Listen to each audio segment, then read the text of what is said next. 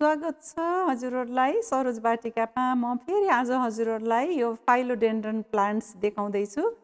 यदि पहिलोचोटि हजुरहरूले सरोज वाटिका च्यानल हेर्दै हुनुहुन्छ भने प्लिज सब्सक्राइब गरेर मलाई सपोर्ट पनि गर्नुहोला।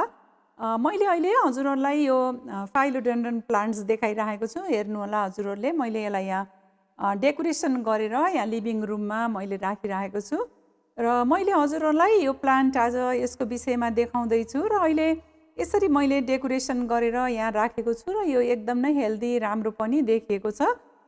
तर यो प्लान्ट्सलाई मैले अहिले यो डेकोरेसन गरेर राख्नुभन्दा केही दिन पहिला मैले यसलाई रिपोर्टिङ गरेको थिएँ हजुर। र त्यो रिपोर्टिङ मैले कसरी गरेको थिएँ यो फाइलोडेन्ड्रन प्लान्ट्सलाई भनेर पनि मैले अब हजुरहरूलाई अगाडि देखाउँछु। यो प्लान्ट्स इन्डोर राख्नको लागि एकदम नै राम्रो हुन्छ। राम्रो अब धेरै केयर पनि गर्नु पर्दैन, लो मेन्टेनेन्स प्लान्ट्स हो। यसलाई हामीले भित्र राखेको बेलामा केही हप्तामा एक दुई चोटि जस्तो यसरी हामीहरूले यसलाई मिस्टिङ गरिदिनु पर्ने हुन्छ, किनभने हल्का ह्युमिडिटी अवश्य पनि यसले मन पराउँछ। र यदि फेरि इन्डोर राख्दाखेरि अब हामीहरूको यता जताततै धुलो नै हुन्छ।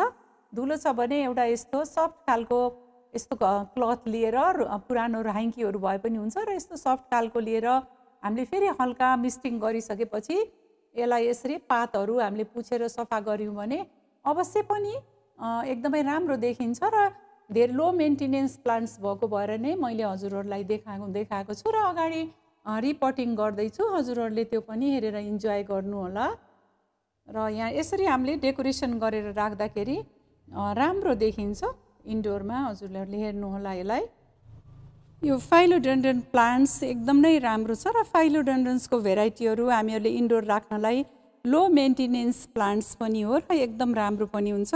धेरै भेराइटीहरू हुन्छ र मैले आज हजुरहरूलाई यो भेराइटी देखाइरहेको छु र हजुरहरूले हेर्नुहोला। आज मैले अब यसलाई रिपोर्टिङ गर्दैछु र मिल्यो भने मैले यसलाई पर्पुगेसन पनि गर्ने सोचिरहेको छु। हेरौँ अब कस्तो हुन्छ। रिपोर्टिङ गर्न जाँदैछु किनभने एकदमै सानो भइसक्यो यसलाई यो पट्स, र माटोको पट्समा मैले लगाएको थिएँ। प्लान्ट्सहरूलाई चाहिँ माटोको पट्स नै राम्रो हुन्छ, तर फेरि मैले आज हजुरहरूलाई प्लास्टिकको पटमा रिपोर्टिङ गरेर पनि देखाउन गइरहेको छु। र हेर्नुहोला हजुरहरूले एकदम नै राम्रो छ यो फाइलोडेन्ड्रन प्लान्ट्स। यो प्लास्टिकको पटमा मैले लाउँदैछु। हेर्नुहोला हजुरहरूले, किन मैले आज प्लास्टिकको पटमा लाउन लाएँ भने अब यो इन्डोर राख्छु हजुर मैले, र इन्डोर राख्दाखेरि धेरै घामहरू पनि पर्दैन, शीतलो हुने भएको भएर जरालाई पनि धेरै असर गर्दैन र मलाई पनि अब भित्र बाहिर गर्नलाई अलिकति यो सजिलो होला भन्ने हिसाबमा हलुङ्गो छ, त्यही भएर मैले यो प्लास्टिकको पट चुज गरेँ। र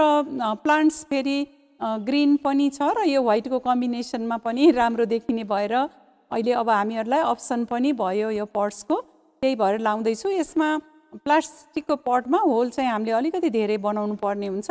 जहिले पनि अब फेरि हामीहरूले यस्तो इँटाको टुक्राहरू त्यहाँ पुवालमा राखिदिनु पर्ने हुन्छ। यो किनभने फेरि माटोहरू गएर त्यो पुवालहरूलाई बन्द गरिदियो भने जराहरू कुहिएर रुट रट हुने डर हुन्छ, त्यही भएर हामीले यो इँटाको टुक्राहरू चाहिँ तल अवश्य पनि राख्नुपर्ने हुन्छ। यो पनि हजुरहरू गार्डनरहरू त सबैलाई आउँछ र मैले बिगिनर्सहरूको लागि भन्दैछु। यो निमको पिना हो हजुर। मैले फङ्गिसाइडको ठाउँमा यसमा मैले निमको पिना राख्दैछु, किनभने अब निमको पिना राख्यो भने पनि धेरै जराहरूलाई अब किराहरू लाग्दैन भनेर, र फेरि रिपोर्ट गर्दाखेरि यिनीहरूलाई अलिकति दखल पनि पुग्छ र फङ्गसहरू लाग्ला भनेर पनि हो। माटोमा मैले सिम्पल हाम्रो बारी बगैँचाको माटो गार्डन सोयल, त्यसमा बालुवा र यो आफ्नो घरको नै कम्पोस्ट मैले राखेको छु। यसमा किचन गार्डनबाट निस्केको वेस्टबाट जुन हामीले कम्पोस्ट बनाइरहेको हुन्छौँ, त्यही भएर यसमा यस्तो पातहरू जस्तो पनि छ। र केही मैले यो सेतो हजुरहरूले देख्नुभएको यो परलाइट पनि राखेको छु। यो प्लान्ट्सलाई पनि फेरि हामीले अब अलिकति राम्रो खुकुलो खालको माटो बनाउनु पर्ने हुन्छ र रुट रट होला भनेर त्यो राखेको छु। र यो अब निमको पिना यसरी राखेर हामीले सबै मिक्स गर्ने। निमको पिना चाहिँ हजुरहरूले आफ्नो अन्दाजले नै हजुरहरूले राख्न सक्नुहुन्छ यसमा।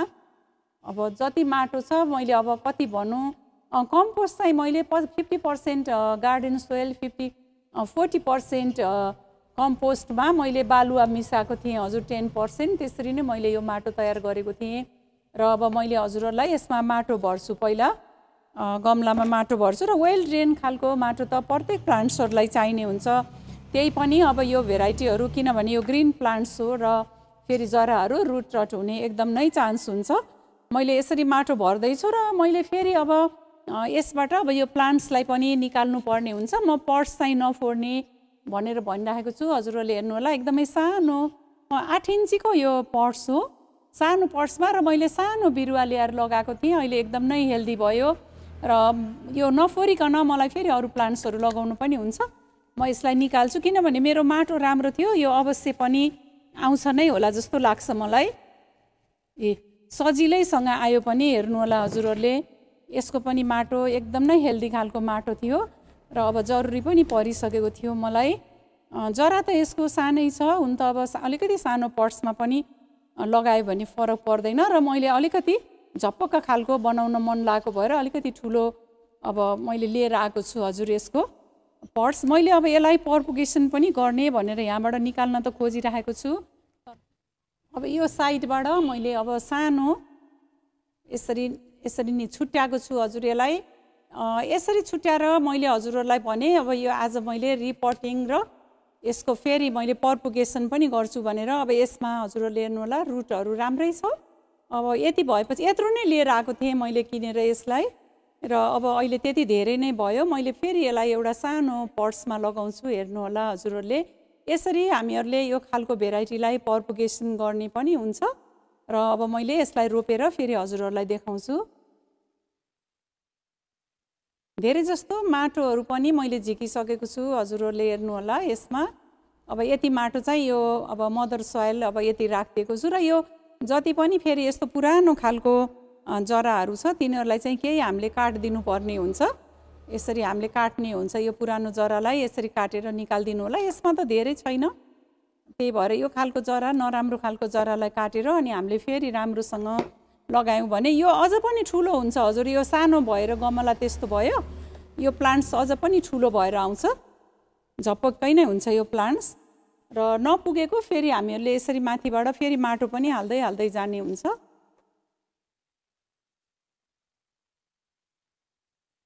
यसरी हजुरहरूले माटो अब राख्दै राख्दै जानु होला छेउछेउबाट साइडबाट र यसरी दबाई दिनु पनि पर्ने हुन्छ यो प्लान्ट्सलाई रोपिसकेपछि हामीहरूले। हजुरहरूले हेर्नुभयो यो सानो जुन मैले पर्पुगेसन गरेको थिएँ यसलाई फेरि मैले पुरानो सानो पट्समा लगाएँ किनभने अहिले प्लान्ट्स अलिकति सानो छ। मैले ठुलो पट्समा लगाएँ भने फेरि रुट रट हुने डर हुन्छ र यो जुन अर्को ठुलो चाहिँलाई मैले नयाँ उसको घरमा नयाँ पट्समा राखेँ र एकदम नै राम्रो पनि देखिरहेको छ। र फेरि मैले हजुरहरूलाई अब यो पानी पनि राखेर देखाउनु पर्ने हुन्छ किनभने हामीले जहिले पनि अब नयाँ प्लान्ट्सहरू रोपिसक्यौँ भने यसरी साइडबाट पानीहरू हामीले दिनुपर्ने हुन्छ। हुन त मैले यो हजुरहरूलाई जे पनि भनिरहेको हुन्छु यो बिगिनर्सहरूको लागि नै हो किनभने जुन गार्डनको शौकिनहरू प्लान्टहरू लगाइराख्नुहुन्छ हजुरहरूलाई त यो सबै कुरा हजुरहरूलाई आउँछ र मैले बिगिनर्सहरूले पनि हेर्न खोज्नुभयो भने उहाँहरूलाई सजिलो होला भनेर देखाइराखेको हुन्छु। यति बेलासम्म हजुरहरूले मलाई भिडियो हेरेर साथ दिनुभयो त्यसको लागि हजुरहरूलाई धेरै धेरै धन्यवाद छ। नमस्कार, ह्यापी गार्डनिङ।